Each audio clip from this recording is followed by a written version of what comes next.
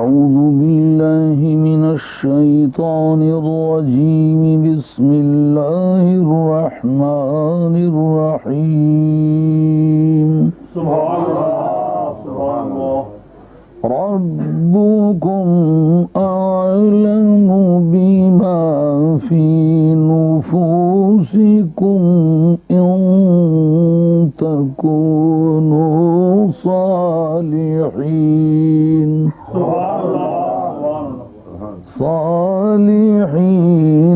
فإنه كان للأوابين غفورا وآت ذا القربى حقه والمسكين وابن السبيل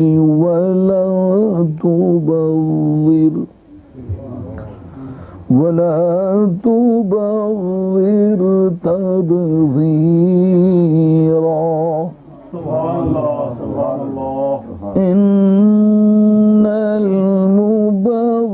المبذرين كانوا إخوان الشياطين وكان الشيطان لربه كفورا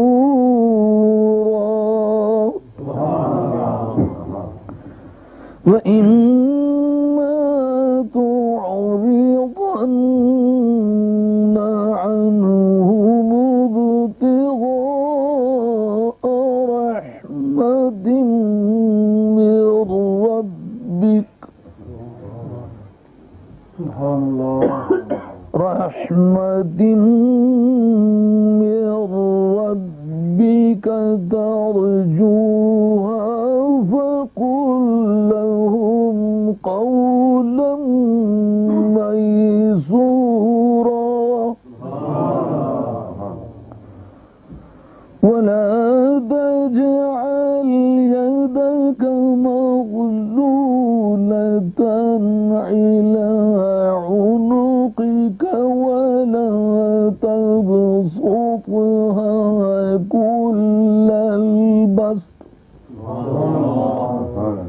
كل البسط فتقعد ملوما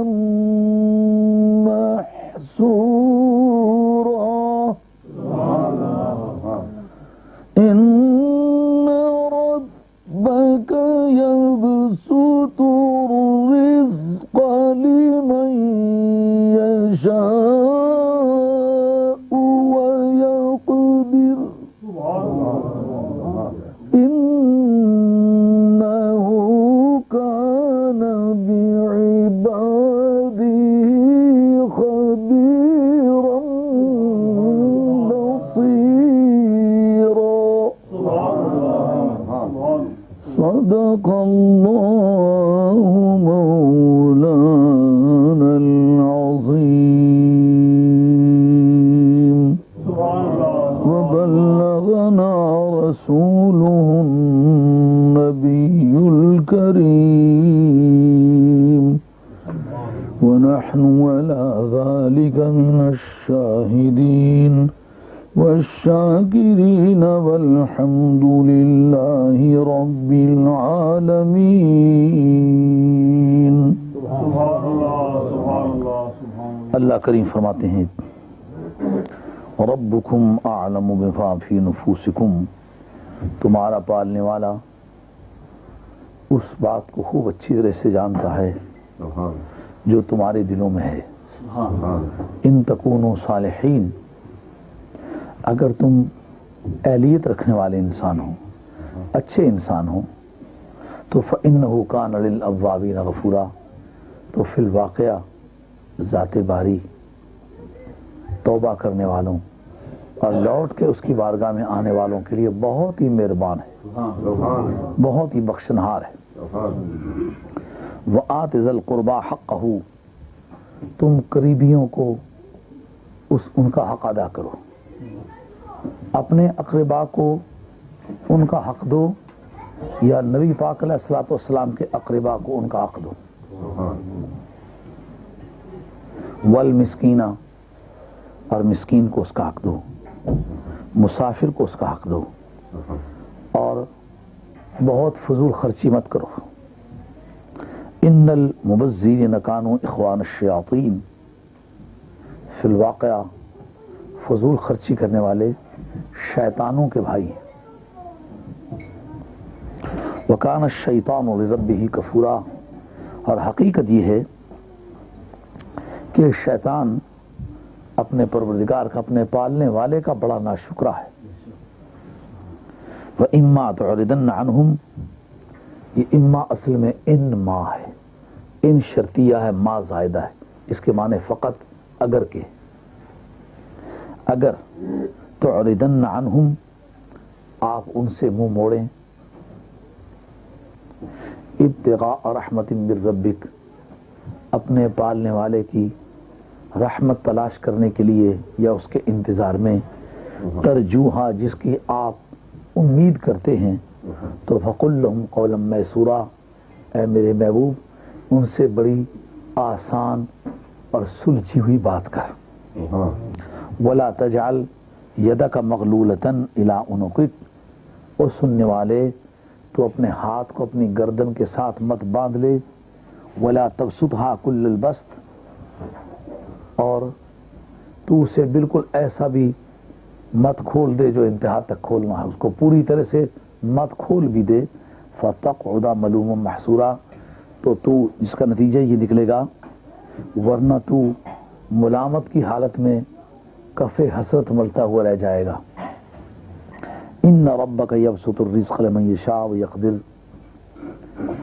حقیقتاً تیرا پالنے والا جس کے لیے چاہتا ہے رزق کھلا کر دیتا ہے، اور جس کے لیے چاہتا ہے رزق تنگ کر دیتا ہے. حقیقتاً وہ اپنے بندوں کے بارے میں خوب خبر رکھتا ہے اور خوب دیکھتا ہے. آیات طیبات کا تحت اللفظ ترجمہ آپ حضرات کے گوش گزار ہوا. اب سب سے پہلے قرآن عظیم میں ترجمے کے بعد ربط کو سمجھنے کی ضرورت ہوتی ہے کہ بات پیچھے سے کس طرح چلی آ رہی ہے.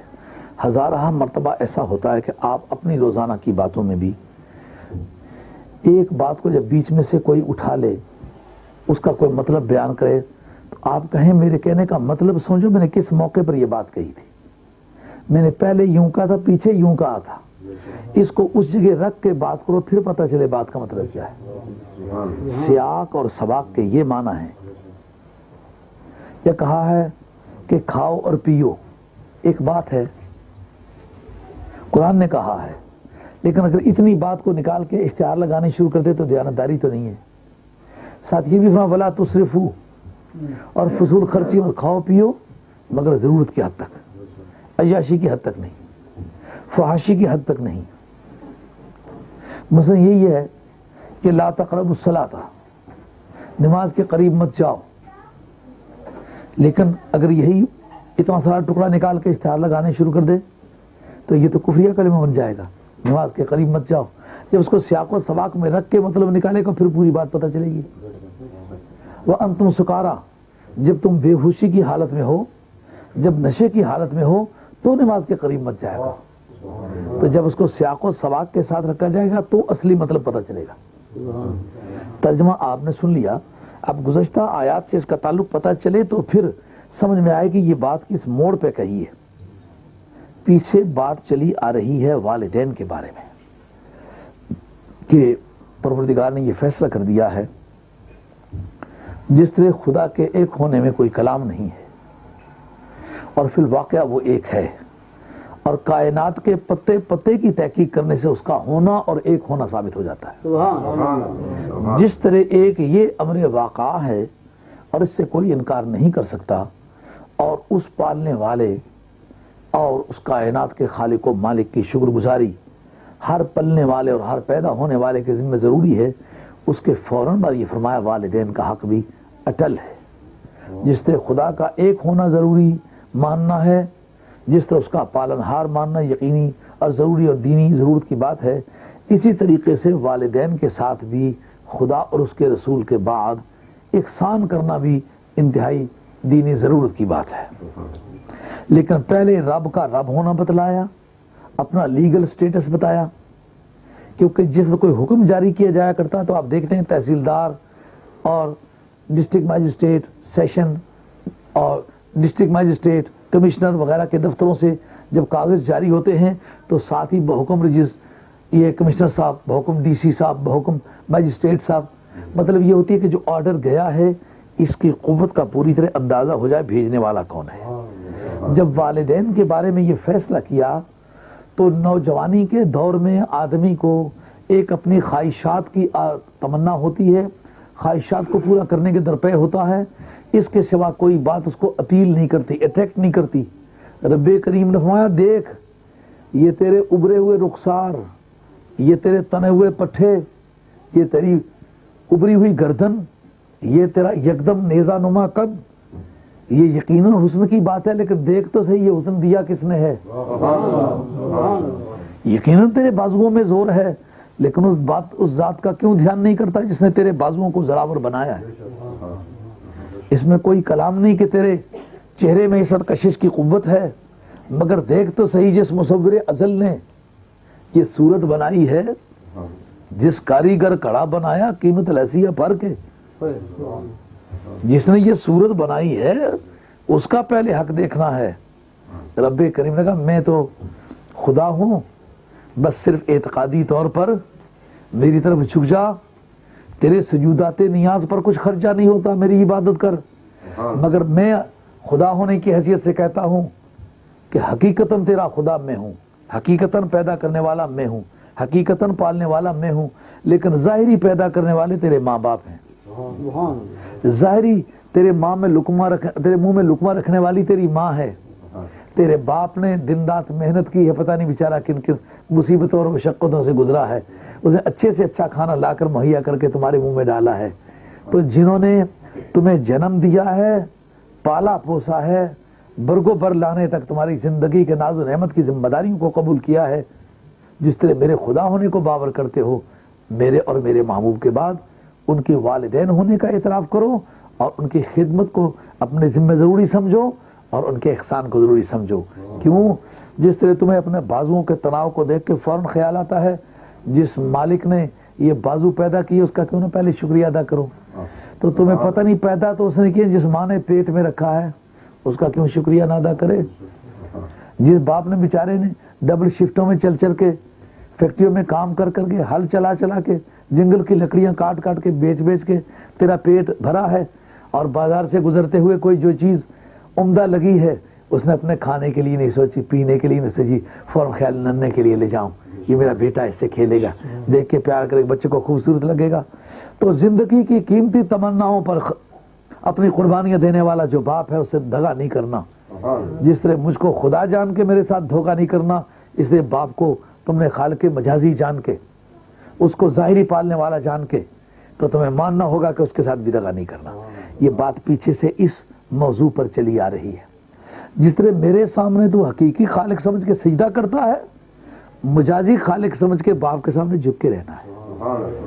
کسی وقت ماں تمہیں چانٹا مارنا چاہتی، دور سے ہاتھ ایسے کر کے لاتی ماروں گی، لیکن قریب لاتے تک آہستہ کر لیتی، یعنی کسی بری عادت سے روکتی بھی، لیکن اس کی مامتا سے مجبور کر لیتی کہ سختی سے نہیں مارنا، اور اگر سختی سے مار بیٹھی ہے تو مدتیں لگا کے پچھتائی بھی ہے، ہائے میں نے اپنے بیٹے کو مارا ہے۔ میں نے کئی ماں کو یہ باتیں کرتے اپنی آنکھوں سے دیکھا ہے کہ بیٹے کو مار بیٹھی ہے، پچھتائی ہے کہ ہائے میں نے ایسا کیوں کیا ہے۔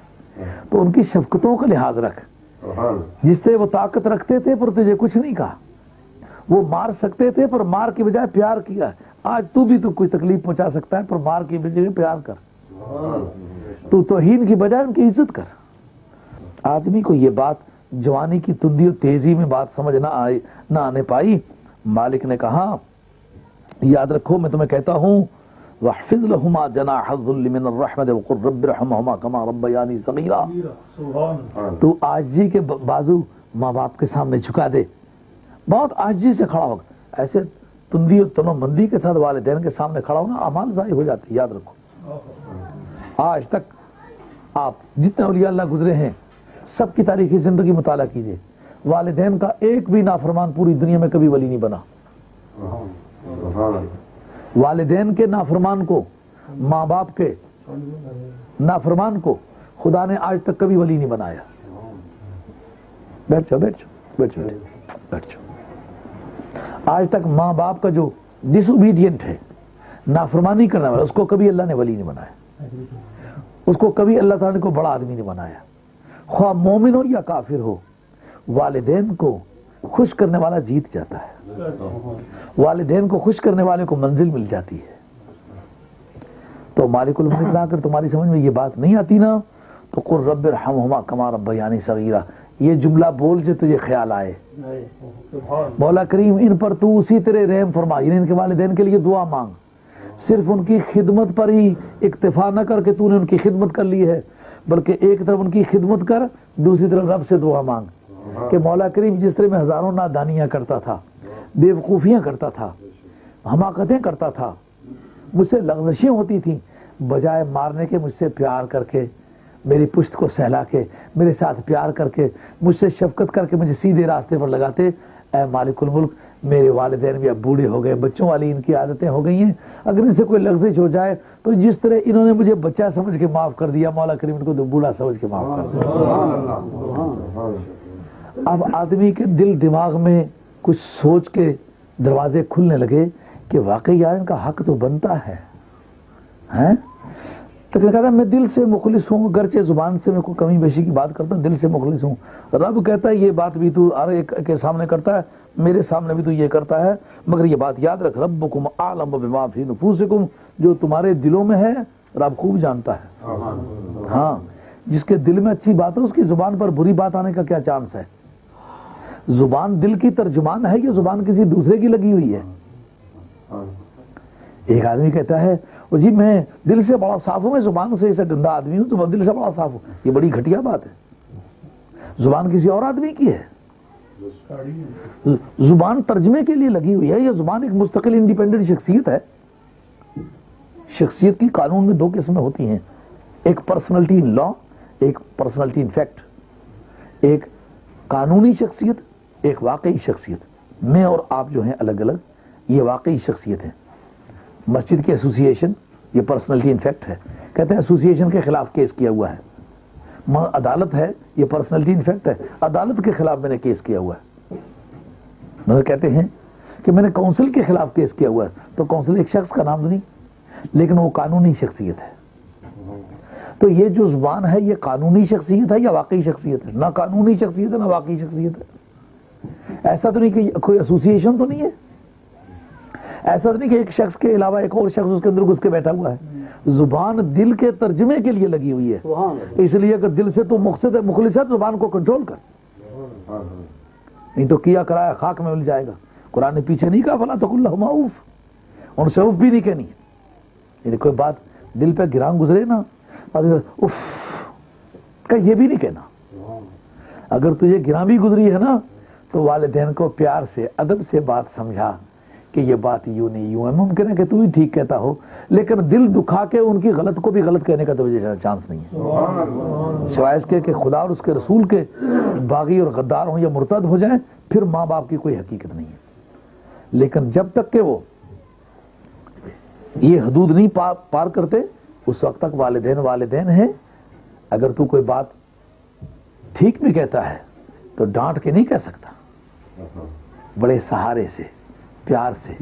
جس طرح تو کسی وقت کوئی غلط بات کہتا تھا، ماں تجھے سمجھانا چاہتی تھی، پاس لٹا لیتی تھی، پیار کرتی تھی، شفقت کرتی تھی اور پیار سے کہتی تھی بیٹے یوں نہیں، بات یوں ہے۔ اسی طرح آج تو بھی انسان ہے نا، اپنے ماں اور باپ سے کوئی بات کرنی ہے تو ایسے سلیقے اور طریقے سے کر کہ ان کا دل نہ دکھے، بات بھی ٹھیک ہو جائے۔ اور اگر تو محض اپنی بد زبانی کے لیے جواز کا ایک راستہ نکالتا ہے کہ منہ سے جو کچھ بدتمیزی کی باتیں کرتا جاؤں، صرف اس سہارے سے وہ کھپ جائے کہ میں کہہ دوں میں دل سے صاف ہوں، میں دل سے پیار کرتا ہوں، نہیں، جھوٹا ہے تو۔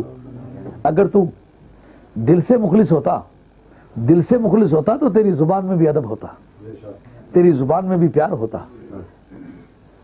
دل کے اخلاص پر شہادت کے طور پر زبان ہوتی ہے، تو زبان کو اور عمل دونوں کو ادب کے دائرے کے اندر رکھنا ہے۔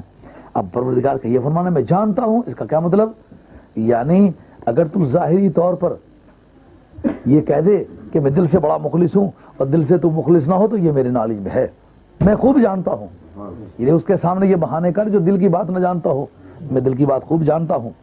یہاں سے اب بات چلی، فرمایا فَإِنَّهُ كَانَ لِلْأَوَّابِينَ إِن تَكُونُوا صَالِحِينَ، اگر سچ مچ تم دل سے ٹھیک ہو، تمہارے اعمال، تمہارے عقائد، والدین کے ساتھ بیہیویئر تمہارا یہ تسلی بخش ہے، تو میں خدا ہوں اور میں عاجزی کرنے والوں، توبہ کرنے والوں کو بہت بخشنہار ہوں اور بہت مہربانی کرنے والا ہوں۔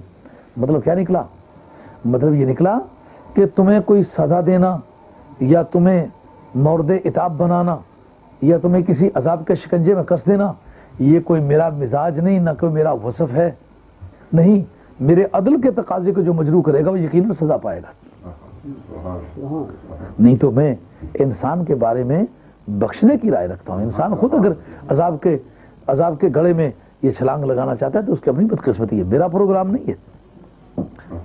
یہاں سے وہ آگے بات چلی، یہ والدین کا جو مضمون تھا یہاں کلوز ہوتا ہے، یعنی یہ کنکلوژن کا ایک سسٹم، حسن ختام اس کو کہتے ہیں، کہ مضمون چل رہا ہو نا تو مضمون کو کسی ایسی بات پر چل کے ختم کرنا کہ اس مضمون کی تمام ضرورت پوری ہو جائے۔ والدین کا جو معاملہ ہے یہ روزانہ چلنے والا ہے، ایک دن کا ادب ہو، 2 دن کا ہو، 4 دن کا ہو، مہینے میں 1 2 4 10 دن ملنے والا ہو، تو آدمی اس کے آداب کو نبھا لیتا ہے۔ لیکن 24 گھنٹے جن سے سابقہ پڑھنے والا ہو ان کے ادب و احترام کو نبھانا ایک سوال بن جاتا ہے۔ تو مالک الملک نے کہا اگر تجھے یہ بات مشکل لگتی ہے نا تو دیکھ 24 گھنٹے جو سانس لیتا ہے یہ تیری کوئی ذاتی وراثت تو نہیں، یہ میرا کرم ہے، وہ میری ہوا ہے جو سونگھتا ہے۔ اور دیکھ یہ اتنی قیمتی چیز ہے، جب ہم اپنے بارگاہ سے اس کے سانسوں کا سلسلہ ڈسکنیکٹ کر دیتے ہیں، پوری بادشاہی خرچ کرے کہ 2 سانس اب چاہیے، نہیں آ سکتے، ہاں؟ اور ہماری فضاؤں میں پھرتا ہے، ہماری زمین پر چلتا ہے۔ دیکھ ہم بھی 24 گھنٹے تیرے اس بوجھ کو کسی نہ کسی طریقے سے نبھا رہے ہیں کہ نہیں نبھا رہے ہیں؟ اور اگر تو والدین کے ساتھ پھر بہم وقت قریب رہنے کی وجہ سے بوجھ محسوس کرے گا تو یہ جملہ سن لے، ربکم اعلم بما فی نفوسکم ان تکونوا صالحین فانہ کان للأوابین غفورا، اگر تم اچھے ہو تو پھر تمہارے لیے ڈر کچھ نہیں، اور اگر تم برے ہو تو تمہیں بچا کوئی نہیں سکتا۔ کیا مطلب نکلا؟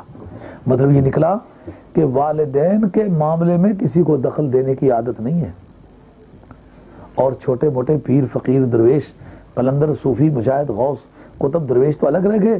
سرکار نے فرمایا میں نبی ہو کر میں دخل نہیں دوں گا، میں ہرگز نہیں کہوں گا یہ میرا امتی ہے، جس کا باپ ناراض ہوگا یہ اس کی ماں ناراض ہوگی۔ یہ کان کھول کے سن لو، یہ کمی نہ حج سے پوری ہوتی ہے، نہ داڑھی رکھنے سے پوری ہوتی ہے، نہ نمازوں سے پوری ہوتی ہے، نہ روزے رکھنے سے پوری ہوتی ہے، نہ پیر پکڑنے سے یہ پوری ہوتی ہے۔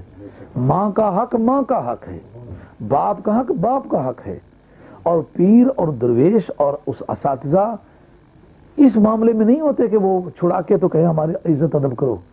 پیر فقیر کی یہ ڈیوٹی ہے وہ سمجھائے کہ یہ ماں ہے اس کا حق ہے، یہ باپ ہے اس کا حق ہے، یہ کمی کسی طریقے سے پوری نہیں ہوگی، اور یہ خوش ہو کر کے بھی یہ یاد رکھنی ہے، ناخوش ہو کر بھی یاد رکھنی ہے۔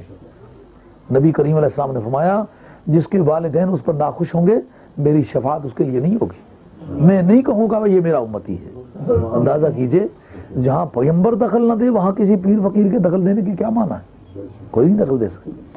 تو اس زور کے ساتھ اس مضمون کو پورا کیا کہ اس بات کو ہلکا جان کے نہ عمل کر، بلکہ سمجھ میں کون ہوں، میں کس حیثیت سے کہہ رہا ہوں، میں تمہارا رب ہونے کی حیثیت سے کہہ رہا ہوں، تمہارا خدا ہونے کی حیثیت سے کہہ رہا ہوں، اور یہ میرا فیصلہ ہے، سجیسشن نہیں ہے۔ وَقَضَىٰ رَبُّكَ، دیکھیں مضمون شروع جو ہوتا ہے نا اس رکوع کے شروع میں، وَقَضَىٰ رَبُّكَ، رب نے یہ فیصلہ کر دیا ہے، یعنی اس کے بارے میں کوئی اپیل، کوئی ریپریومنٹ، کوئی ریپیلمنٹ، کوئی کسی طرح کا کوئی مرسی پٹیشن اس بارے میں کچھ نہیں ہوگی، یہ فیصلہ شدہ بات ہے۔ کوئی بھی ہو، وقت کا مجدد ہو، وقت کا غوث ہو، وہ اس بات کا ڈیوٹی باؤنڈ ہے کہ اپنے ان پڑھ والدین کی بھی خدمت کرے۔ ایک زمانے کا غوث ہے، غوث ہے، کتب ہے، اپنے فضا میں پرواز کرتا پھرتا ہے، हाफिज है, मुजद्दिद है, मुहद्दिस है, फकीह है, उसने सैकड़ों हज किए हैं। अगर उसके वालिदैन जिंदा हैं, उन्होंने जिंदगी में कोई हज नहीं किया, वो पाबंद है 100 हज करने के बाद भी ना हज करने वाले वालिदैन की खिदमत करने का। हाँ, उनका तकवा या परहेजगारी शर्त नहीं कि बहुत सारे बुजुर्ग हों तो नहीं, गुनहगार हों, सारी जिंदगी कोई नेक काम ना किया हो, मगर वालिदैन वालिदैन होकर उनको वालिदैन वाली इज्जत मिलनी है और वो आदमी खिदमत करने का पाबंद है। इसलिए इस मजमून को परवरदिगार आलम ने रब्बुका से शुरू करके फरमाया रब्बुकुम आलम बिमा फी नुफूसिकुम, यानी पालने वाला हूं, इशारा किया। जैसा आप नहीं बच्चे को कभी डांटते हैं, कहते हैं फिर नहीं ना करते हो तो फिर इखराजात अपने खुद बर्दाश्त करो। माँ कहती है अच्छा नहीं ना बात मानते हो तो लौट के घर खाना खाने के लिए भी शाम को ना आना। फिर ये आदत है किसी पालने वाले की कि वो धमकी देता है। तो मालिकुल मुल्क ने कहा देखते नहीं हो किसके दस्तरखान पे पल रहे हो, ये मेरा कुदरत का खानचा बिछा हुआ है जिस पर सुबह शाम नेमतें खा रहे हो, फल खा रहे हो, फूल सूंघ रहे हो, गाड़ियों पे चल रहे हो, मेरी जमीन खुली है, फजाओं में परवाज कर रहे हो, समुद्रों में तैर रहे हो, ये सारा मेरा इनाम है।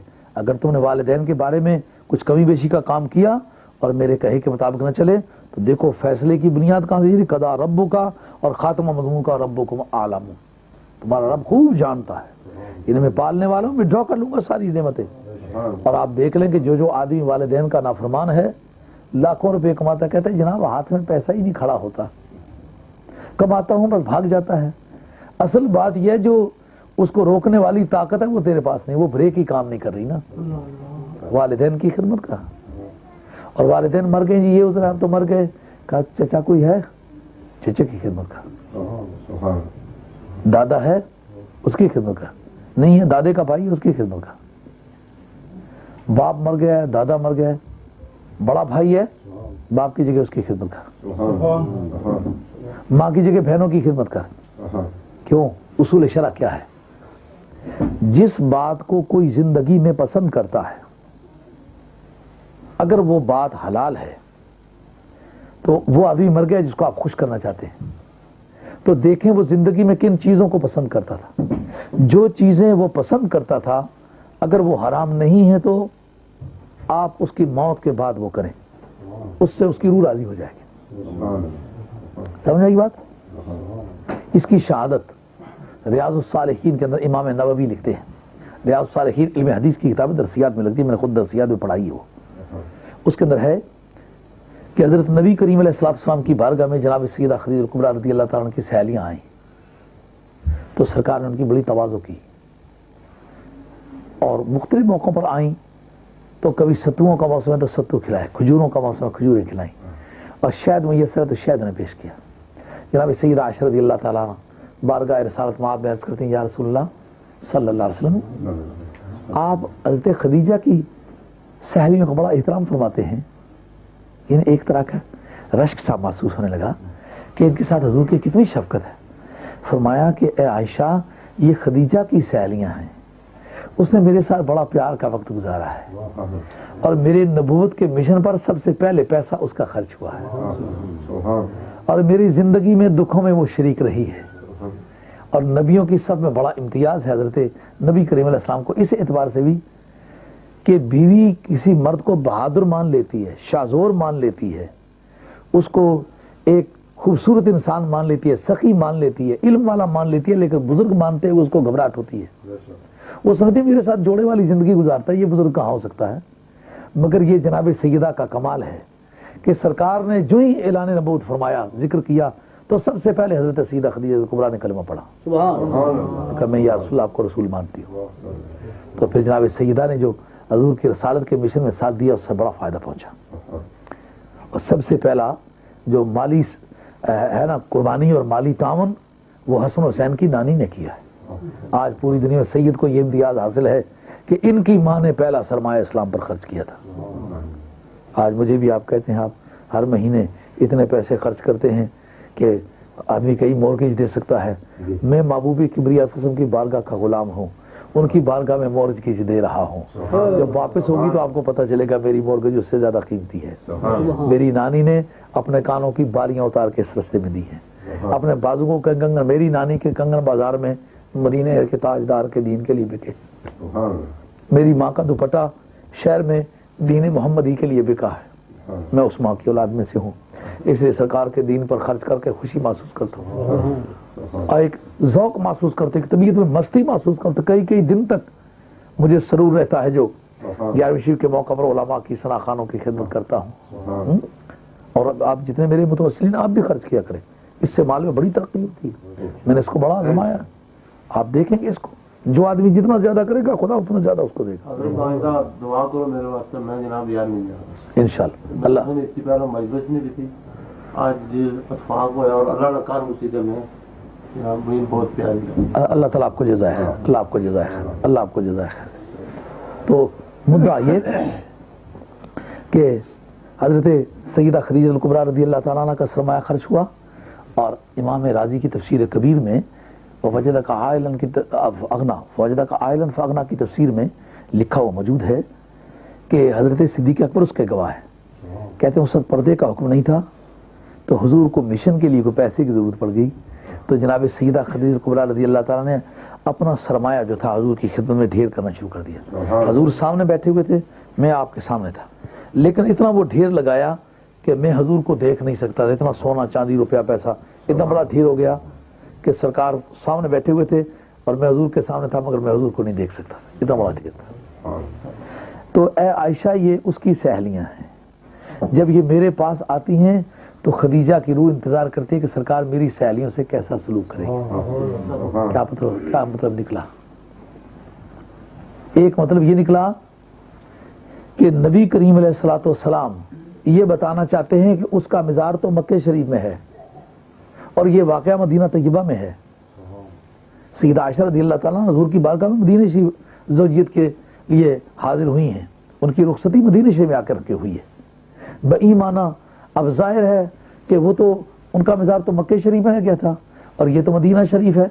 कई 100 मील की दूरी पर कब्र में रहने वाले को क्या पता है कि कोई गया है या नहीं गया।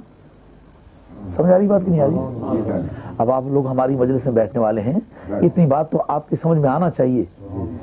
एक इंसान का मिजार है मुल्तान में और दूसरा आदमी बैठा हुआ है पिंडी में, तकरीबन इतना फासला, जितना मुल्तान और पिंडी में फासला है तकरीबन इसके करीब करीब मदीना तैयबा में और मक्के शरीफ में फासला एक रफ अंदाजे के मुताबिक। तो अगर मुल्तान में किसी की कब्र है तो उसको क्या पता है पिंडी में क्या हो रहा है।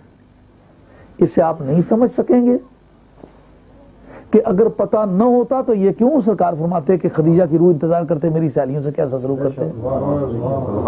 इसके लिए कितनी चीजों की जरूरत है। एक तो ये पता हो कि ये कौन है, पहचाने कोई। मौत के बाद अगर पहचानने की कुव्वत किसी में नहीं रही तो फिर जाहिर है कि वो नहीं पहचान सकता कि दोस्त है ये दुश्मन है। और फिर कई 100 मील की दूरी पर है, देखने वाले भी कयामत की नजर रखते हैं। जो अल्लाह वाले हैं कब्रों में चले जाते हैं लेकिन हजारों मीलों की दूरियों पर अपने चाहने वालों को पहचानते हैं। समझ बात, समझ आ रही है बात कि नहीं आ रही है? तो हम भी और आप भी जो दुनिया से मर जाएंगे तो ये इस पिंजरे में रूह है, इस वजह से पाबंद है, ये परवाज नहीं कर सकती। जब इससे आजाद हुई इसकी कीमत बढ़ जाती है। हाँ, इसलिए लोग बदन को जलाते रहते हैं, चिल्ले काटते हैं, मेहनतें करते, रूह की परवरिश करते हैं कि उसकी कीमत इससे ज्यादा, ये टेम्परेरी ढांचा है, इसने रह जाना है। जब ये इससे आजाद होगी तो उसकी कीमत बढ़ जाएगी। उसको पता है कोई दूर है कि करीब है। तो जनाब खदीजा कुबरा रज़ियल्लाहु अन्हा को अगर पता है तो नबी पाक अलैहिस्सलाम को नहीं पता। समझ में आई बात नहीं आई? दूसरी बात ये कि लजपालों की ये आदत है, हजारों मीलों पे बसें पर अपने मोहब्बत के रिश्तों का लिहाज रखते हैं। ये सरकार से भी तवक्को करते हैं कि सरकार मेरे रिश्ता मोहब्बत का पास करेंगे कि नहीं करेंगे। मालूम हुआ मोहब्बत के रिश्ते मर के भी सलामत रहते हैं। और लजपाल लोग जीते हैं तो लजपाली से जीते, मरते हैं तो लजपाल बन के जीते। तो हुजूर ने कहा कि ये मैं खिदमतें इसलिए करता हूँ, इनकी देखभाल इसलिए करता हूँ कि जनाब सैयदा खदीजा कुबरा होती تو وہ زندگی میں اس کو پسند کرتی، وہ اس طرح ان کی خدمت کیا کرتی تھی۔ تو جس بات کو وہ زندگی میں پسند کیا کرتی تھی، چونکہ مہمان نوازی ایک خوبی ہے، ایک نیکی ہے، یہ نیک کام تھا، وہ زندگی میں پسند کیا کرتی تھی، تو اب ان کو خوش کرنے کے لیے نبی پاک علیہ السلام نے ان کی سہیلیوں کی خوشی کو مد نظر رکھا۔ سمجھ میں آ رہی ہے بات کہ نہیں آ رہی ہے؟ اچھا، اگر حضرت خدیجہ الکبریٰ کو اپنی سہیلیوں کا پاس ہے تو جناب سیدہ خاتون جنت کی اولاد کا پاس نہیں ہے؟ سہیلیاں زیادہ اچھی لگتی ہیں، نواسے زیادہ اچھے لگتے ہیں؟ میں آپ سے پوچھتا ہوں، آپ کے بھی نواسے، آپ کو دوست زیادہ اچھے لگتے ہیں، نواسے زیادہ اچھے لگتے ہیں؟ آپ شاید سوچنے میں تردد کر رہے ہیں، آپ نے مربع نواسوں کو لکھ کے دیے ہیں، دوستوں کو لکھ کے دیے ہیں، تو پھر سمجھ میں آ گئی کون اچھا زیادہ اچھا لگتا ہے؟ سمجھ آ گئی نا بات؟ ہاں۔ تو جناب خدیجہ الکبریٰ کہ اگر سہیلیوں کا حضور احترام کرے تو حضور کی حضرت خدیجہ کی اولاد کا پھر کسی کو احترام نہیں کرنا چاہیے کیا؟ بالکل۔ اور پھر حضرت نبی کریم علیہ الصلوۃ والسلام نے وہ کام کیا جو زندگی میں وہ پسند کیا کرتی تھی۔ نتیجہ کیا نکلا؟ نتیجہ یہ نکلایا کہ اگر کوئی کام ایسا ہوتا تھا جو زندگی میں کوئی پسند کیا کرتا تھا تو اس کے مر جانے کے بعد وہ کام کیا جائے تو وہ قبر والا ہزاروں میل کی دوری پر ہو راضی ہو جاتا ہے۔ اب آپ نے اپنے ماں باپ کو راضی کرنا جو قبروں میں جا چکے ہیں، کیا طریقہ ہے؟ آپ کی ماں اگر زندہ ہوتی تو بیٹی کو چوری بھی دیتی، زوری بھی دیتی ہیں۔ آپ عید قریب آ رہی ہے، کچھ ڈرافٹ چھوٹا سا بنا کے بھیجو، کوئی کپڑوں کا ایک جوڑا بھیجو، کہو ایک مسافر مدینے والے کے خاندان میں سے آیا تھا، اس نے ایک بات مجھے بتلائی ہے کہ ماں کو راضی کرنا ہو تو بہن کی خدمت کرو، لے بہن یہ جوڑا بھی کپڑوں کا اور یہ ڈرافٹ بھی لے کے میری ماں کے مزار پر چلے جانا اور وہاں رکھ کر کے یہ کہنا چاہیے تیرے بیٹے کا نذرانہ آیا ہے تو میں دعا مانگنے آئی ہوں، اس کا ثواب میری ماں کو پہنچا دینا، پھر آپ دیکھیں گے، مجھ سے ملیں گے تو آپ بتائیں گے میری ماں خوش ہے، انشاءاللہ آپ دیکھیں۔ یہ طریقہ ہے مری ہوئی ماں کو خوش کرنے کا۔ آپ کا باپ ہوتا تو کیا کرتا؟ آپ ذرا بھائی آپس میں اختلاف کرتے تو باپ ازرتا تھا، بھائی ہو کر کیوں ناراض ہوتے ہو؟ آپ اپنے بھائی سے خوش رہیں، اپنے بھائیوں کو اکوموڈیٹ کریں، ان کے ساتھ مروت کریں، اس سے آپ کا باپ اگر اس کے مر گیا ہے تو آپ کے والد صاحب کی روح راضی ہو جائے گی۔ اور حضور نبی کریم علیہ السلام نے چچے کو باپ کہا۔ بدر کی جنگ میں حضرت عباس نبی پاک علیہ السلام کی بارگاہ میں قیدی کی طرف پیش کیے گئے، قیدی تقسیم ہو چکے، کوئی پولیٹیکل اسائلم تو ان کے پاس تھا نہیں جس جیل خانے میں ان کو چھوڑ دیتے، تو اب جیل خانہ ان کے پاس نہ ہونے کی وجہ سے شخصی طور پر قیدی بانٹے کہ 2 تم لے جاؤ، 4 تم لے جاؤ، 5 تم لے جاؤ۔ جب حضرت عباس کی باری ہے، حالانکہ دشمنوں میں تھے، لڑنے کے لیے آئے تھے اور سرکار تو عالم علیہ السلام کی مخالف آرمی میں باقاعدہ جرنیل کی حیثیت سے آئے تھے، اب گرفتار ہو گئے، اب قیدی تھے، اب حضور کہتے چچا دشمنوں کے ساتھ مل کے آیا ہے، کیا چچا ہے، اب مارو اس کو سارے مل کے، معاذ اللہ سمر یاذ باللہ۔ سرکار نے یہ نہیں فرمایا، سرکار نے یہ میرا باپ مجھے دے دو، سرکار نے چچے کو باپ کہا۔ آپ اپنے چچاؤں کے ساتھ باپ والا سلوک کریں، جیسا آپ کو باپ کے ساتھ سلوک کرنا چاہیے ایسا آپ اپنے چچے کے ساتھ کریں۔ خواہ چچا آپ کا دشمن ہے، 2 دن دشمنی کرے گا، 4 دن کرے گا، ہتھیار پھینک جائے گا، یہ باپ کو خوش کرنے کا طریقہ ہے۔ تو آگے یہ جو بنیادی حقوق تھے نا والدین کے، ان کا ذکر کرنے کے بعد اللہ تعالیٰ نے ایک نیا روٹ اختیار فرمایا، فرمایا وَآتِ ذَا الْقُرْبَىٰ حَقَّهُ، تم قریبی کو اس کا حق ادا کرو، قریبی کو اس کا حق ادا کرو۔ قریبی سے کون مراد؟ اہل علم نے 2 طبقے مراد لیے، ایک یہ کہ تم اپنے اقربا جو ہیں، مثلا ماں تو اس لیے محترم ہے کہ تم اس سے پیدا ہوئے ہو، باپ تو اس لیے محترم ہے کہ اس کی پشت سے پیدا بھی ہو، اس نے تمہیں پالا بھی ہے، ساری زندگی کا خرچہ اس نے کیا ہے، تمہیں پالا پوسا جوان کیا ہے۔ لیکن اب سمجھتا ہے اب چچا کس کام کا؟ نہیں، جو رشتے تمہارے والد سے تعلق رکھتے ہیں، جن کی خوشی سے تمہارے باپ کو خوشی ہو سکتی تھی، ان سب کے ساتھ تعلق محسوس کرو، ان سب رشتوں کو جگاؤ۔ آتِ ذی القربیٰ حقہ، اپنے اقربا کو اس کا حق ادا کرو۔ ماں کے جتنے رشتے ہیں ان سب کا احترام کرو۔ بعض طبقوں میں دیکھا ہے کہ ننیالی طرف بہ گئے تو ننیال کو دوست بنا لیا، ددیال کو دشمن مان لیا۔ بعض ایسے ہیں کہ ددیال کو تو محترم سمجھا لیکن اپنے ننیال کو سب سے کمینہ انسان سمجھا۔ یہ دونوں باتیں غلط ہیں، ننیال بھی محترم ہے، ددیال بھی محترم ہے، اس لیے کہ تم دونوں کی شاخ ہو۔ اب تم کسی کو بھی گھٹیا کہوگے تم گھٹیا پن سے نہیں بچ سکتے، کیونکہ دونوں کا خون تم میں موجود ہے، ننہال بھی محترم ہے، ددھیال بھی محترم ہے۔ تمہیں اپنے اقربا کے ساتھ اچھے تعلقات پیدا کریں، یہ بات اپنے طور پر جانو ساتھیو۔ جب آدمی کے پاس روٹی کھانے کو ہو جاتی ہے، کپڑا پہننے کو ہو جاتا ہے، تو فوراً اس کی نگاہیں بدل جاتی ہیں، یہ بڑی کمینگی ہے۔ ہمارے ایک درویش ہوتے تھے خان صاحب کوٹلے والے، انہوں نے اونچ نیچ تے کسے دی ذات نائی، نیچ سوئی جو کول تھی ہار جاوے۔ کمینگی تو انسان کی اخلاقی رذالتوں کا نام ہے، اخلاقی طور پر انسان رذیل ہو جائے، کمینہ ہو جائے، خدا اور اس کے رسول کی معصیت کرے اور اللہ اور اس کے رسول سے اسے شرم نہ آئے، تو ایسا انسان رذیل ہوتا ہے۔ جو خدا اور اس کے رسول کی اطاعت کرنے والا وہ تو رذیل نہیں ہوتا۔ تو اب اگر تم ننہال کو رذیل کہو گے یا ددھیال کو رذیل کہو گے، کمینہ کہو گے، تو یہ تمہارے کمینہ ہونے کی شہادت ہوگی، اس لیے کہ دونوں کا خون تم میں آیا ہے، ننہالی خون بھی تم میں ہے، ددھیالی خون بھی ہے۔ نبی پاک علیہ السلام نے ننہال کا بھی احترام کیا، ددھیال کا بھی احترام کیا، اور تا بآخر دونوں جماعتوں کے ساتھ مروت برتے چلے گئے۔ اس سے بڑھ کر کیا مثال ہے کہ قتل کرنے کے لیے سرکار فرمایا چچا ہے میرا باپ مجھے دے دو، اور ان کے اس حسن اخلاق نے ان کا دل ٹھگ لیا۔ جو ہی آدمی کے مالی حالات اچھے ہوتے ہیں تو آدمی کے رشتہ دار اس کے سامنے بیگانہ ہو جاتے ہیں، تو اپنے رشتہ داروں کو قریب رکھنا، ان کے اندر مروت پیدا کرنا، ان کے اندر ہم آہنگی پیدا کرنا، اور غربا اور مساکین اور بیوگان کے سر پر ہاتھ رکھنا، ان کے ساتھ شفقت کرنا، اس سے مالی طور پر ترقی ہوتی ہے۔ حضور نے فرمایا جس آدمی کے مالی حالات اچھے نہ ہوں وہ اپنے اقربا کے ساتھ مروت کرے۔ حیرت ہوتی ہے کہ پہلے ہی اس کے مالی حالات اچھے نہیں، مروت کیا کرے گا پھر؟ مگر میں نے تجربہ کیا حضرت اس کا، اللہ اس کا رسول بغیر تجربے کے سچا ہے، مگر میں نے اس پر عمل کیا ہے۔ جب کبھی پیسوں کی کمی محسوس کی ہے تو اس تجربے کی غرض سے پیسے وہ خرچ کیے اپنے اقربا پر۔ خدا جانتا ہے، قرآن عظیم میری گود میں ہے، حلف کے نہیں کہتا، برکت کے لیے میرے پاس ہے، مگر میں آپ کو یقین سے کہتا ہوں مالی طور پر اضافہ ہوا ہے، اور الحمدللہ میں اپنے اقربا کی، بہنوں کی، بھائیوں کی، اور جو میرے دور قریب کے حضرت کے رشتہ دار ہیں یا مائی صاحبہ کے رشتہ دار ہیں، میں ان کی خدمت کرتا ہوں۔ خدا تعالیٰ نے مجھے بڑی عزت دی اور مالی طور پر برکت ہوتی ہے، آپ اس کا تجربہ کریں۔ اور قرآن عظیم نے جس جگہ کہا نا کہ یدل بہی کثیرم و یادی بہی کثیرا، یہ بات تو ہمیشہ آپ سنتے رہے، اس پر آج ذرا غور کریں۔ قرآن جو اپنی تفسیر خود کرے نا اس کا تو ثانی کوئی نہیں ہے۔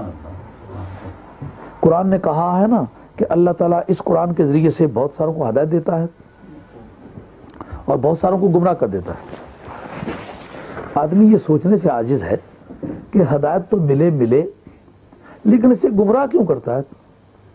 کہ یہ بجلی ہے، روشن کرنے کا کام کرتی ہے، اگر کوئی غلط استعمال کرے تو جلا دے تو کیا یہ جلانے کا کام نہیں کرتی؟ اس کا ایک صحیح استعمال روشنی بھی لاتا ہے، حرارت بھی لاتا ہے، گاڑیاں بھی چلاتا ہے، فیکٹری بھی چلاتا ہے، لیکن اس کا ایک غلط استعمال تباہ بھی کر دیتا ہے۔ بادام روغن کھاؤ، پیو، لگاؤ، مالش کرو، دوا میں ڈالو، تر ہی تر ہے، مگر ٹی بی کے مریض کو بادام روغن کھلاؤ تو خشکی لاتا ہے۔ قرآن عظیم کا بادام روغن بھی تر ہے، مگر جن میدوں میں بغض مصطفیٰ کی ٹی بی ہے وہ جو یہ قرآن مجید پڑھتے جاتے ہیں خشکی بڑھتی جاتی ہے۔ اب قرآن مجید سے پوچھتے ہیں کہ قرآن مجید بتا کہ اس قرآن کے پڑھنے سے کن کن لوگوں کو اللہ تعالیٰ گمراہ کر دیتا ہے؟ کہا ما یضل بہ الا الفاسقین، اللہ اس قرآن کے ذریعے سے کسی کو گمراہ نہیں کرتا سوائے نافرمانوں کے، بے حکمی کرنے والا۔ وہ کون ہے بھائی؟ جس طرح پہلے بات مبہم رہے گی، بعد پھر بھی مبہم رہے گی، فاسقین کا بھی پھر ترجمہ کرنے کی ضرورت ہے، یہ بھی عربی لفظ ہے۔ الذین ينقضون عہد اللہ من بعد میثاقہ ویقطعون ما امر اللہ بہ ان یوصل۔ اب قرآن عظیم نے بھی بات واضح کر دی، کہا کیا؟ گمراہ کرتا ہے اس قرآن کے ذریعے سے کس کو؟ فاسقوں کو۔ پوچھا فاسق کون ہے، ان کا ایڈریس کیا ہے، پتہ تو چلے کہ اس قرآن کے پڑھنے سے گمراہ کون ہوتے ہیں۔ دو قومیں گمراہ ہوتی ہیں، قرآن مجید کے الفاظ ہیں، الذین ینقضون عہد اللہ من بعد میثاقہ، وہ گمراہ ہوتے ہیں جو اس وعدے کو توڑتے ہیں جس کو پکا کیا گیا تھا، اس کو پکا کرنے کے بعد۔ اس جگہ امام نصفی لکھتے ہیں وہ وعدہ کیا ہے؟ کہا نبی پاک علیہ السلام کے وہ اوصاف و کمالات جو تورات اور انجیل میں موسیٰ علیہ السلام اور عیسیٰ علیہ السلام کی معرفت उन कौमों को मिले थे कि नबी पाक अलैहिस्सलाम की जुल्फें ऐसी होंगी, आंखें ऐसी होंगी, कद ऐसा होगा, होंठ ऐसे होंगे, शक्ल ऐसी होगी, बनावट ऐसी होगी, आदतें इस तरह की होंगी, सखी इस तरह के होंगे, बहादुर इस तरह के होंगे, इल्म इस तरह का होगा। ये नबी पाक अलैहिस्सलाम की पहचान के लिए जितनी तफसीलात तौरात और इंजील में रखी गई थी, उनके बारे में यहूदियों और नसरानियों से ईसा अलैहिस्सलाम और मूसा अलैहिस्सलाम की मार्फत उनसे अहद लिया गया था और इस अहद को बार बार पक्का कराया गया था। जैसा हम कहते हैं ना, अच्छा जी हाथ खड़े करो, तो लोग हाथ खड़े करते हैं, ऐसा उनसे कहा गया भाई मान गए और जी मान गए, हमने तस्लीम कर लिया कि वो नबी पाक जब आएंगे तो हम खुद भी उन पर ईमान लाएंगे और लोगों को बतलाएंगे हमारी किताबों में उनका जिक्र है और ये उनमें खूबियां पाई गई हैं और ये खूबियां इनकी ज़ात में पाक में पाई जाती हैं, इसलिए तुम भी ईमान लाओ। अब उन्होंने क्या किया, नबी पाक अलैहिस्सलाम के कमालात को छिपाया, आगे किया पीछे किया ताकि कोई पहचान न जाए, लेकिन आगे पीछे उनकी तरक्की के लिए नहीं किया, उनकी शान बढ़ाने की गर्ज से नहीं किया, शान घटाने की गर्ज से किया। अब कुरान मजीद ने यह फैसला कर दिया कि इस कुरान से कोई गुमराह नहीं होगा मगर सिर्फ वही होगा जो शान मुस्तफ़ा घटाएगा। किताब का इस्तेमाल करके शान मुस्तफ़ा को घटाएगा, वह जितना कुरान मजीद पढ़ता जाएगा उतना गुमराह होता जाएगा। समझे बात? ये जो नई कंपनी फिर रही है और कुरान पढ़ के कहती है जी सरकार को गैब नहीं है, जी सरकार कर कुछ नहीं सकते, सरकार को दीवार के पीछे का पता नहीं, ये इज्जत में आते हैं इसलिए कि ये किसी किताब ने किसी नबी की शान नहीं बयान की। जिस नबी की शान बयान करने का सवाल पैदा हुआ, का ईसा अलैहिस्सलाम मादरजात नबीनों को बीना कर देते हैं, ईसा अलैहिस्सलाम मुर्दों को जिंदा कर देते हैं, ईसा अलैहिस्सलाम फुलवैरी के मरीज को सेहतमंद बना देते हैं, मूसा अलैहिस्सलाम की बड़ी शान है लाठी मार के दरिया फाड़ देते हैं, मूसा अलैहिस्सलाम की बड़ी शान है हाथ उठाएं तो आसमान से पके पकाए खाने उतरने लग जाते, मनो सलवा उतरता है, अगर वो फरियाद करे तो बदलियां साहिबान बन जाती हैं, अगर वो लाठी मारे पत्थर को तो जितने कबीले हैं उतने चश्मे बहने लगते हैं। ये क्या मुमकिन है कि रब्बे करीम सारे नबियों के कमालात बयान करे, जिस नबी के लिए किताब नाज़िल करे ये कुछ नहीं कर सकता, ये मुमकिन है उसके लिए? अल्लाह ताला ने कहा इस कुरान को पढ़ के वो लोग गुमराह होंगे, जो वो पढ़ते जाएंगे नबी पाक अलैहिस्सलाम के औसाफ को बिगाड़ते जाएंगे तो गुमराह होते जाएंगे। दूसरा कौन सी कौम है? फरमाया वो लोग कि यक़तऊना मा अमर अल्लाह, आज के मौजू से ये आइटम मुतालिक है, वो यक़तऊना मा अमर अल्लाह बिही अन यूसल, उस चीज को काटते हैं जिस चीज के जोड़ने का हुक्म दिया गया। ये बात समझ आ रही नहीं आ रही? उस चीज को तोड़ते हैं जिसको जोड़ने का हुक्म दिया गया। इतनी बात पहले पड़ गई, यानी भाई का भाई से रिश्ता जुड़ना चाहिए तो हमेशा वो कुतरता ही रहता है ताकि किसी भी मंजिल पर कट जाए। रिश्ता जोड़ना एक ही आदमी की ड्यूटी नहीं, ये एक कलेक्टिव ड्यूटी है, सबकी मुश्तरका ड्यूटी है। मामू की ड्यूटी है भांजे के करीब, भांजे की ड्यूटी मामू के करीब होगा। मामू की ड्यूटी है खर्चा करना, शफकत करना, भांजे उसकी औलाद हैं। हज़रत अल-खालु मिनहुम, किसी कौम का मामू जो है उसके खानदान में से है, कानून में उनका बाप है, उसकी ड्यूटी है माली आंच खाए, और भांजों की ड्यूटी है उसके साथ अदब के साथ पेश आए, एहतराम करें, इज्जत करें। अगर वो भांजों के चमड़े उतार के खाने लग जाए तो मामू नहीं कहलाना चाहिए, कसाब उसको कहलाना चाहिए। ये मामू की शान नहीं है। अल्लाह ताला ने मामू को शफकत वाले प्लेटफॉर्म पर पैदा किया है। ननिहाल शफीक होते हैं, करीम होते हैं। हाँ, भांजे कभी किसी मंजिल में पहुंच जाए तो वक्त आए तो वो भी खिदमत करे तो बुरी बात नहीं, तो बाप की तरह उसकी इज्जत करें, खिदमत करें। चचा है, चचे की ड्यूटी है भतीजों पर शफकत करे, मेहरबानी करे।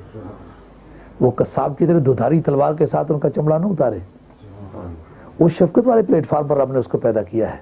उसकी ड्यूटी है उनके सर पे हाथ रखे, उनके हौसला अफजाई करे, उनकी दिलजोई करे, उनकी देखभाल करे, उनको बुरी बातों से रोके, अच्छी बातों को हुक्म दे। ऐसा नहीं कि वो भांजों की जायदाद काट के अपने खाते में डालना शुरू कर दे।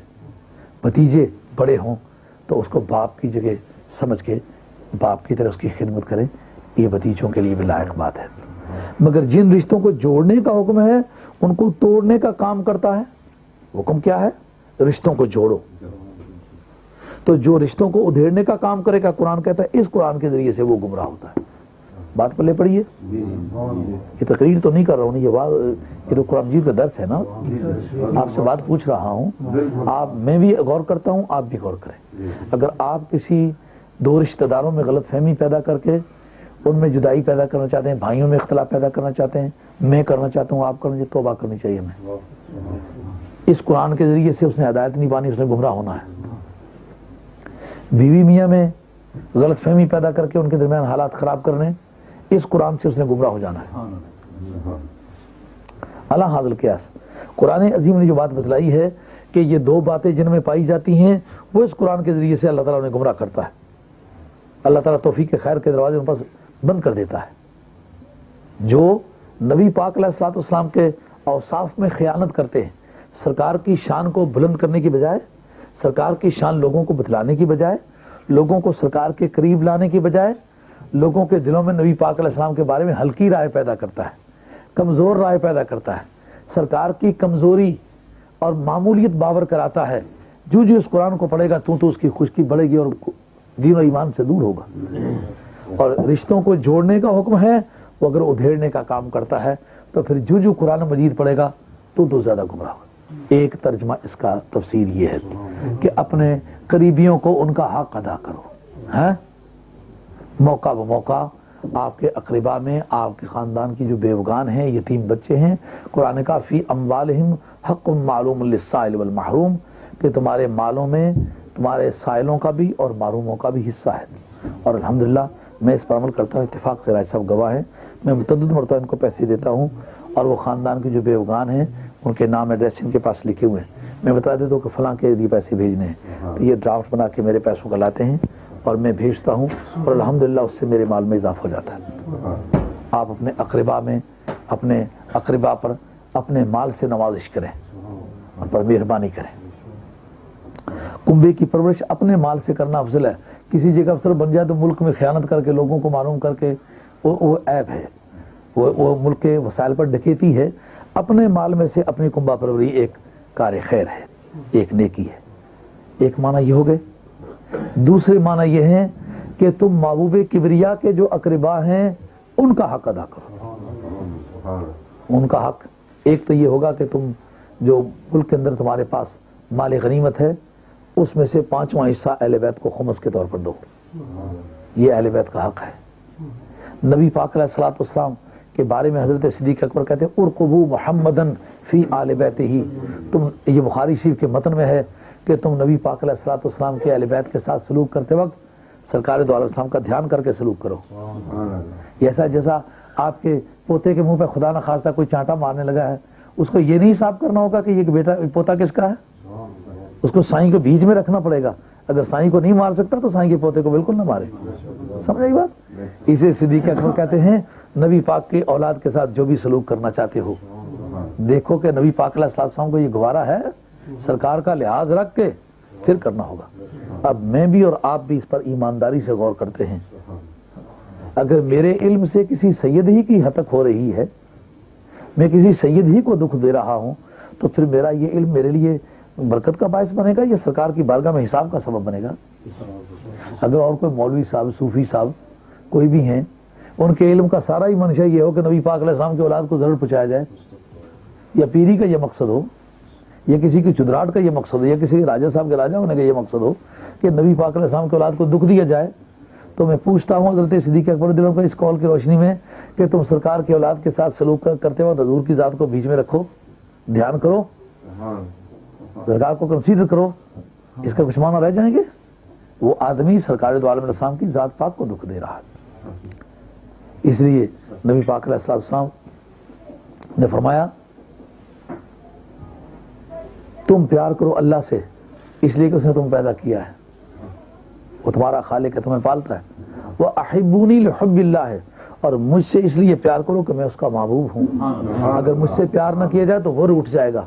وہ احبو آل بیتی لحبی، اور میری اہل بیت کے ساتھ اس لیے پیار کرو کہ ان کے ساتھ پیار نہ کرنے کی وجہ سے میں دکھیا ہوتا ہوں۔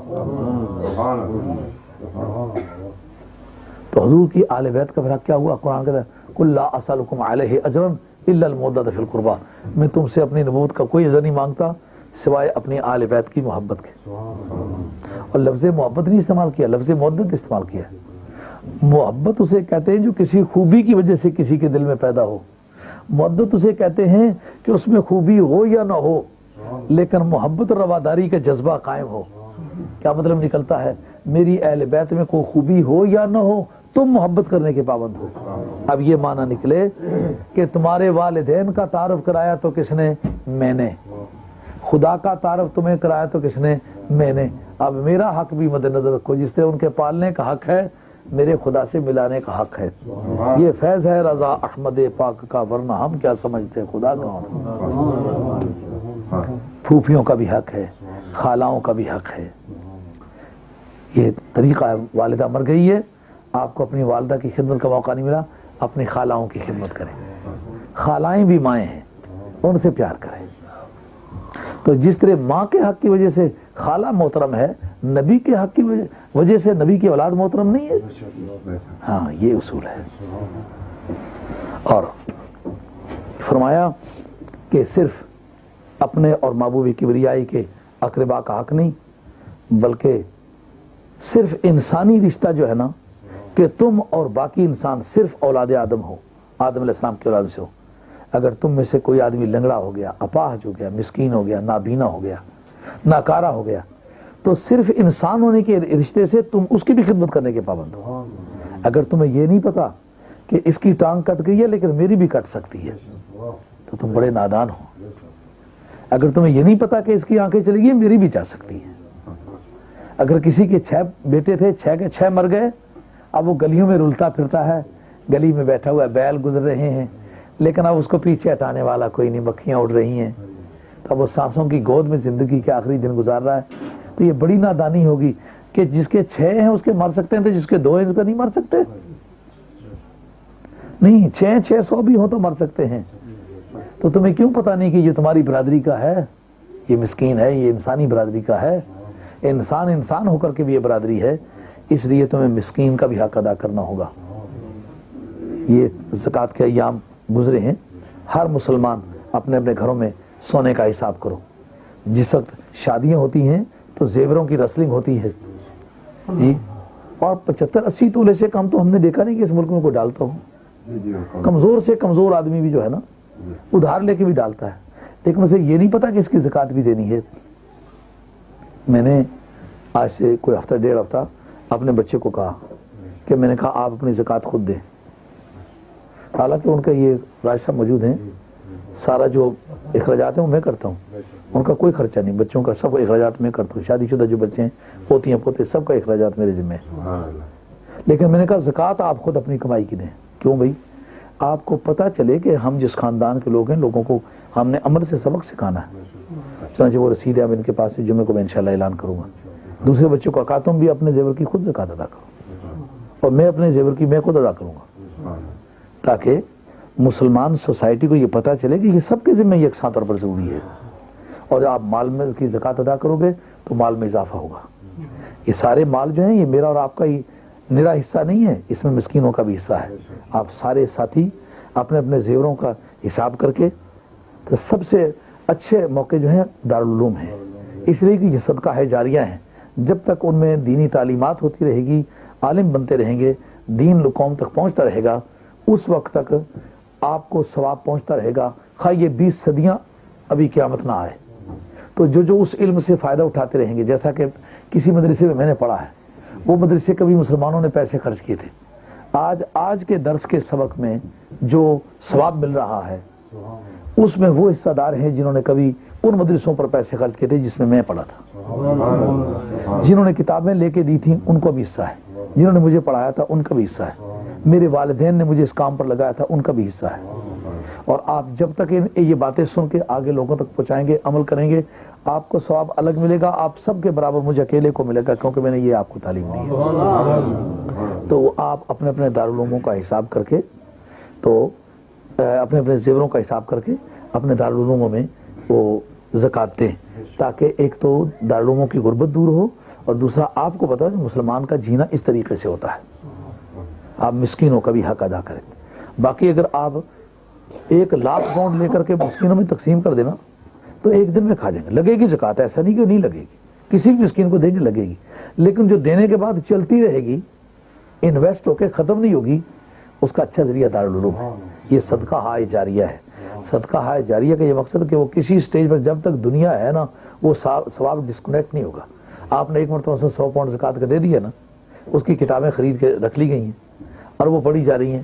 جب تک وہ کتابوں کے ورک ایک ایک تنکا نہیں ان کا اڑ جاتا نا, تب تک کتابوں کی معرفت براہ راست ثواب. پھر آگے وہ علموں کے ذریعے سے آگے پہنچ گیا ہے, آگے جتنے انسانوں تک پہنچا ہے اس علم کے ذریعے سے جتنی کتابیں لکھی گئی ہیں, جو واز ہوئے ہیں, جو عمل ہوا ہے, آپ ہر روز کے کام میں اس میں حصہ دار نہیں. ممکن ہے کہ آپ جو دنیا سے گئے تو آپ نے کل 50 نمازیں پڑھی ہیں, لیکن جب قیامت میں اٹھیں گے تو کئی لاکھ نماز آپ کے نامہ اعمال میں. جی میں نے کئی لاکھ تو پڑھی نہیں ہے, کدھر سے آ گئی ہیں؟ کہا آپ نے فلاں دارالعلوم میں پیسے خرچ کیے تھے, اس میں طالب علم پڑھے اور انہوں نے جا کے تبلیغ کی, لوگ بڑے نمازی بنے, تو ان سب نمازیوں کا ثواب آپ کو الگ دیا گیا, نمازیوں کو الگ دیا گیا. یہ نمازیں آپ کی ہیں, وہ پڑھی نہیں تو میری کیسے ہیں؟ کہا میں نے وہ ایسی جگہ پیسہ خرچ کیا تھا جو پھر آگے پھلتا پھولتا رہا. الحمدللہ میں اپنی زکوٰۃ کے پیسے, اپنے فطرانے کے پیسے اپنے دارالعلوموں کو دیتا ہوں کہ اس پنڈی والے دارالعلوم میں 7 حافظ اس سال بنے ہیں اور بڑے فاضل حافظ ہیں. جو بھی آدمی آپ جائے نا تو وہ دارالعلوم سے ضرور ہو کر کے آیا کرے اور دیکھے کہ وہ کام ہو رہا ہے کہ نہیں. طالب علم کس طرح ایک رات وہاں ٹھہر کے دیکھو بھی. آپ یہ نہ بتلائیں کہ میں آپ کو چیک کرنے کے لیے, ویسے ہی آپ جا کے بیٹھ جائیں, 2-4 دن رہ سکتے ہیں, آپ کو کوئی پابندی نہیں ہے. 2-4 آدمی جا کے ٹھہر جائیں, دیکھیں کہ وہ جاگتے کس طرح, سوتے کس طرح. انہیں روزانہ 3-3 4-4 قرآن مجید روزانہ منزل میں ختم ہوتے ہیں. تو ان سب وہ قرآن مجید آپ نے پڑھے نہیں, لیکن آپ کا پیسہ ہمارے اس دارالعلوم میں بھی خرچ ہوا ہے.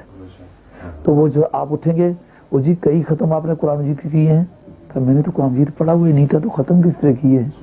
کہا دارالعلوم قادریہ جیلانی میں آپ کا پیسہ گیا تھا, وہ طالب علم نے اس سے کھانا کھایا تھا, اس سے مکان بنا تھا, اس کمرے میں رہے تھے, تو اس میں جتنی کارگزاری ہے نا وہ ساری آپ کو الگ ملی ہے, باقیوں کو الگ ملی ہے, پڑھانے والوں کو الگ ملی ہے, بنانے والے کو الگ ملی ہے. تو جناب کئی ہزار ختم قرآن مجید کے آپ کا نامہ اعمال میں نکلے. تو آپ مسکینوں کا حق بھی رکھیں. اور کہا صرف مسکین ہے, راستے میں زیادہ, گھر میں کروڑوں پتی ہے, لیکن آپ کے شہر میں سے پردیسی کے طور پر گزرا ہے. اب وہ یہ بتایا کہ میں فلاں جگہ کا راجہ صاحب ہوں, خان صاحب ہوں, شاہ صاحب ہوں, اس کی عزت جاتی ہے, اور نہ بتلائے تو پلے ڈھیلا نہیں, اتفاق سے چوروں نے لوٹ لیا, جیب کاٹ لی گئی ہے. کا صرف پردیسی سمجھ کے, مسافر سمجھ کے, یہ بھی سوسائٹی کا حق ہے, اس کی خدمت کرو. پتہ نہیں کو کیسا سفید پوش انسان ہو, کس مصیبت میں آ گیا ہو, اس کی مدد کرو. جی پچھلی آپ نہیں مولانا شمس لاق تھے, ہم گئے تو اسی یہ جو آپ کے قریب کیفی ہے نا, ہم لوگ اس پہ نماز اثر پڑھا کرتے ہیں ادھر کے سفروں میں. اس میں جگہ بڑی محفوظ سی ہے, ہم وہاں جا کے نماز جماعت کے ساتھ پڑھتے ہیں. تو دیکھا کہ ایک نوجوان بچہ, چھوٹی چھوٹی داڑھی ہے اس کی, تو اس کو 2-4 ضربیں لگی ہوئی ہیں. تو میں نے شفقتاً دیکھا, اپنے وطن کا آدمی ہے, میں نے کہا بیٹے پاکستانی ہو؟ انہوں نے کہا. میں نے کہا یہ چوٹ تمہیں کیسے لگی ہے, کوئی لڑائی تو نہیں ہوئی؟ انہوں نے کہا لڑائی ہوئی ہے گوروں کے ساتھ. میں نے کہا کیوں ہوئی ہے, کہاں ہیں وہ گورے؟ میں نے سمجھا شاید یہاں ہوئی ہے. تو وہ میرا وہ جو ہاشمی بلڈ ہے نا, اس کی وجہ سے مجھے طبیعت جو مجھتے لگا. میں نے کہا کہاں ہیں وہ گورے؟ انہوں نے کہا یہاں نہیں لڑائی ہوئی, لندن میں ہوئی ہے. تو اس کے چہرہ اس کا خشک سا نظر آیا. میں نے کہا بیٹے کھانا بھی کہیں کھایا ہے؟ انہوں نے کہا نہیں میرے پاس پیسے تھے, انہوں نے چھین لیے. اب میں اسے پیسے نکال کے دیے تو وہ پیسے نہ لے. میں نے کہا نہیں بیٹے یہ لے لو, میں کسی تمہارا نام ہی نہیں پوچھتا, میں تمہیں جانتا ہی نہیں, تو یہ پیسے لے لو بیٹے کھاؤ, یا تمہارا چہرہ خشک نظر آتا ہے. تو وہ مجھ سے بعد میں پوچھتا کون ہے, لیکن میں نے بھی کچھ اس طرح کر کے اس کو چاہا کہ پیسے اس کو پہنچ جائیں, لیکن میرے متعلق بھی یہ پتہ نہ چلے, کیونکہ اس کی بول چال سے اندازہ ہوا کہ ہے خاص کوئی میرے علاقے کا آدمی ہے. تو میں نے کہا اس کو یہ چوٹیں بھی لگی ہیں, تکلیف بھی پہنچی ہے, اس کو پیسے دینا ممکن ہے یہ شرمندہ ہو. اس طرح انسان کو اپنا رشتہ دار سمجھو, انسان کو انسان سمجھ کے پیار کرو. پردیسی یا کسی دکھ کی حالت میں کسی کے کام آؤ. کل ہی میں سبق پڑھا رہا تھا نا, پرسوں کی بات ہے, سبق پڑھا رہا ہوں تو ہمارے سبقوں میں ایک واقعہ آیا کہ ایک شخص ہے, اس نے ایک عورت سے شادی کی ہے. تو وہ دونوں بیوی میں بیٹھے ہوئے کھا رہے کھانا, اور بڑا اچھا کھانا پکا ہوا ہے. تو باہر سے کسی نے صدا دی کہ سخت بھوکا ہوں, شام کا وقت ہے, کوئی خدا کے لیے مجھے کھانا کھلاؤ. تو وہ مرد کھانا کھانے لگا تھا. مرد کھانا کھانا بڑا اچھا گرم گرم کھانا, بہت کام کر کے تھکا ہوا ہے. اس نے کہا بیگم یہ کو بڑا حاجت مند ہے, اس کی بھوک مجھ سے زیادہ ہے, تو مہربانی کر بیٹے بڑا پیار کا وقت ہے, کوئی آواز نہ آئے. یہ بچے بڑی بدذوقی پیدا کرتے ہیں بھائی, بس دروازہ بند کر دو. کہا کہ یہ بڑا پیارا کھانا پکا ہوا ہے, یہ کو بڑا حاجت مند آدمی ہے, اس کی آواز سے بڑے دکھ کی بو آتی ہے, یہ کو بڑا دکھیا انسان ہے, شام کا وقت ہے تو اس کے بول بتاتے بہت بھوکا ہے, یہ کھانا اس کو کھلا دو. تو بیگم کہتی ہے کہ آپ بھوکے آئے, اس کو کہتے تھوڑا انتظار کر جاؤ. انہوں نے کہا نہیں انتظار میں کر لوں گا, اس کی آواز سے انتظار کی بو نہیں آتی, اس کو پہلے کھانا دو. اسی طرح گرم گرم کھانا بڑا باوقار بڑا عمدہ قسم کا کھانا جا کے دیا نا. بعد جگہ واپس آئی, وہ بیگم رو رہی ہے ساتھ ساتھ. انہوں نے کہا کیوں رو رہی ہو؟ انہوں نے کہا کوئی درد بھری بات ہے, میں نہیں بتا سکتی. انہوں نے کہا نہیں بتانا پڑے گی, بات کیا ہے؟ انہوں نے کہا دراصل بات یہ ہے کہ آپ کو پتا ہے کہ میں متعلقہ تھی, جب میں نے آپ سے شادی کی میں نے آپ کو بتایا تھا میرے خاوند نے مجھے طلاق دے دی ہے. انہوں نے کہا ہاں یہ بات تو تم نے بتلائی تھی. انہوں نے کہا کہ کس وجہ سے اس نے یہ جو باہر آدمی کھڑا تھا نا, یہ وہ میرا پہلا خاوند تھا, یہ دروازے پر. کہا یہ کیا وجہ تھی؟ انہوں نے کہا ہم لوگ امیر کبیر تھے تو میں سائلوں کی بڑی خدمت کیا کرتی تھی, مسافروں کی. میں نے کسی بزرگ سے سنا تھا کہ مسافروں, راہگیروں, بے کسوں کی خدمت کرنے سے اللہ مال میں ترقی دیتا ہے, تو یہ اس بات کا قائل نہیں تھا. تو پھر میں نے شام کے وقت ایک سوالی نے آ کر صدا لگائی, کوئی مسافر تھا, اس نے کہا کھانا چاہیے خدا اور اس کے رسول کے نام کا, اور کھانا پیش کرو. تو میں نے چاہا اسے کھانا دوں, تو اس نے کہا کہ نہیں اس کو کھانا دینا. یہ اس طرح کے بدماش اور گنڈے ہوتے ہیں, شام کے وقت نکل پڑتے ہیں, جا کے بھیک مانگنے لگ جاتے ہیں. انہوں نے کہا اس وقت تو بدماش بن کے نہیں آئے, اس وقت تو سائل بن کے آئے, آج مجھے دینے دے پھر نہیں دوں گے. لیکن وہ دروازے پر کھڑا ہے, شام کا وقت ہے, پتہ نہیں کوئی فریاد کا وقت ہو, یہ کوئی فریاد کر دے ہمارا سارا معاملہ خراب ہو جائے. انہوں نے کہا نہیں کھانا دینا. انہوں نے کہا ایسا کرو مہربانی کرو, میرے اپنے حصے کا کھانا جو ہے نا وہ میں سے دے دوں, میں آج کا کھانا نہیں کھاتی, لیکن یہ شام کا وقت ہے. تو کوئی سائل ہے. اللہ اللہ اللہ. اس نے کہا پھر اچھا کھانا بھی اس کا دے دو, لیکن تم بھی یہاں سے چلی جاؤ, میں تمہیں نہیں رکھوں گا, تم ایک آوارہ عورت. خیر کھانا اس کو دیا, وہ چل دیا. بعد میں اس نے, وہ کہتی میں نے کھانا نہیں کھایا, لیکن میرے خاوند نے مجھے طلاق دے دی. اب میں باہر نکل کے کوئی راستہ تلاش کرنا چاہا, کوئی نہ ملا. کچھ دن مزدوری کی, پھر انہی ایام کے تھوڑے دنوں بعد آپ سے شادی ہو گئی. اس نے کہا محترمہ اصل میں وہ سائل جو باہر کھڑا تھا وہ میں ہوں, تو تمہاری جو گفتگو اندر سنی تھی نا, اس سے یہ بات میری سمجھ میں آ گئی کہ خدا کا نام کا دینے سے رزق بڑھتا ہے. وہ جو تو خاوند سے باتیں کر رہی تھی, میں نے اسی دن مزدوری کر کے نا خدا کے نام کا بانٹنا شروع کر دیا, تو میرے حالات مولا نے بدل دیے. میں وہ سائل ہوں جو تیرے دروازے پر باہر کھڑا تھا, وہ میری وجہ سے تو یہ طلاق ہوئی تھی, میں ہی وہ آدمی ہوں. تو اس طرح مسافر اور بے کس کی امداد کے یہ نقشے ہوتے ہیں. مگر وہ جس آدمی نے خود غربت دیکھی ہوئی تھی اس کو غریب کا پاس تھا. یوسف علیہ السلام نے قید خانہ دیکھا تھا نا, بے کسی دیکھی تھی, مظلومیت دیکھی تھی, قیدی دیکھے تھے, ساری زندگی قیدیوں سے بہت انصاف فرمایا, بہت شفقت فرمائی, پردیسیوں سے بڑی محبت فرمائی, لیکن اللہ نے انہیں نبوت بھی عطا فرمائی, بادشاہت بھی عطا فرمائی. اس سے پتہ چلتا ہے کہ پردیسیوں, مسافروں, دکھیا انسانوں کے کام آنا یہ انسان کی دنیا کی بھی زینت ہے, قیامت کی بھی زینت ہے. سبحان اللہ. اور فرمایا فضول خرچی مت کرو, کیونکہ فضول خرچی کرنے والے شیطانوں کے دوست ہیں. فضول خرچی کس بات کا نام ہے؟ فرمایا کہ لا اسراف فی الخیر, نیکی کے کاموں میں زیادہ خرچ, اس کے کتنا بھی خرچ کرو اس میں فضول خرچی تسلیم نہیں ہوتی. اگر نیکی کے کاموں میں خرچ کرنا فضول خرچی ہوتی, صدیق اکبر رضی اللہ عنہ جس تاریخ گھر میں جھاڑو دے کے سوئیاں, سلائیاں, دھاگے اٹھا کے, میخیں دیواروں سے میخیں کھینچ کے حضور کی بارگاہ پیش کر, یا رسول اللہ میرے پاس تو آج جو دھاگے بھی تھے نا وہ لے آئے کہ کسی مجاہد کا کوئی کپڑا سینے کی ضرورت پڑے, یہ سوئی ہے, یہ میرے گھر کی دیوار میں میخیں تھیں, یہ لے آیا ہوں, یا رسول اللہ کسی کام آ سکتی ہے تو استعمال کیجیے. اگر فضول خرچی ہوتی یہ فضول خرچی ہوتی. مگر آج وہ اللہ تعالیٰ کی بارگاہ میں اتنی عزت والی باتیں ہیں کہ دنیا میں بڑے بڑے لوگ ہیں کروڑوں روپے خرچ کریں تو صدیق اکبر کے اس داغے کی قیمت نہیں لا لیں. حضرت عثمان غنی رضی اللہ تعالیٰ نے یہ کہ بادی کے 300 اونٹ حضور کی بارگاہ میں پیش کیا, 1000 اشرفی پیش کی. سرکار نے خوش ہو کر فرمایا ما ضر عثمان ما عمل بعد اليوم. اس کی ایڈورٹائزمنٹ کی سرکار پبلسٹی کے ہاتھ میں ڈال کے گود میں کان یقلبھا فی ہجرہ, سرکار اپنی گود میں ڈال کے انہیں الٹ پلٹ رہے تھے اور فرما رہے تھے کہ آج کے بعد عثمان کچھ بھی کرے گناہ عثمان کا کچھ نہیں بگاڑ سکتے. یہ سرکار نے کسی حاجی صاحب کو یہ خوشخبری نہیں سنائی, کسی صوفی صاحب کو, پیر صاحب کو, کسی نمازی کو, تاجد خان کو, سخی کو یہ خوشخبری فرمائی. فرمایا اس نے سخاوت کی ہے, ضمانت دیتا ہوں کچھ بھی کر تجھے دوزخ میں کوئی نہیں لے جا سکتا. اس لیے فضول خرچی فضول کاموں میں خرچ کرنے کا نام ہے. راہ مولا میں خرچ کرنا انسانیت کی فلاح و بہبود کے لیے, دین کی ترقی کے لیے زیادہ سے زیادہ خرچ کرنے کو فضول خرچی سے تعبیر نہیں کیا جا سکتا, وہ سخاوت ہے. اور شیطان اپنے رب کا بڑا ناشکرا ہے. چونکہ 1 گھنٹہ مکمل ہو گیا ہوا ہے تو انشاءاللہ العزیز پھر کسی دوسری ملاقات میں اسے آج بھی غالباً 2-3 ہی آیتیں ہو سکی ہیں.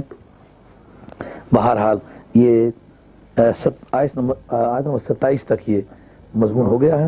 تو پھر انشاءاللہ عزیز اس سے آگے یہ انسانی سوسائٹی کے حقوق ہیں, آپ لوگ ان کو مد نظر رکھیں اور دیکھیں کس قدر ان کے پیچھے انقلاب ہے.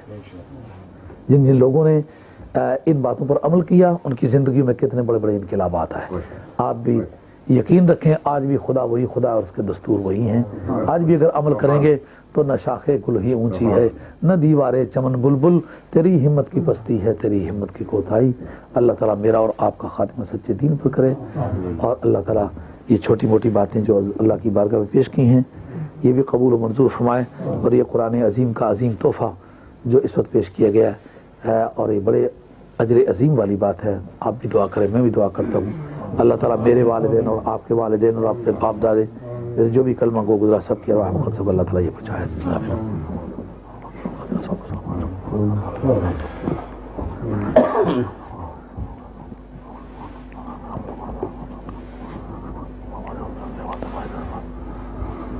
صلی اللہ تعالیٰ. اچھا دعا کرو اللہ تعالیٰ نے خیریت نہ لے, اللہ تعالیٰ سنوں ان کی خدمت کا موقع بھی عطا فرمائے. صلی اللہ تعالیٰ. چلے گئے 11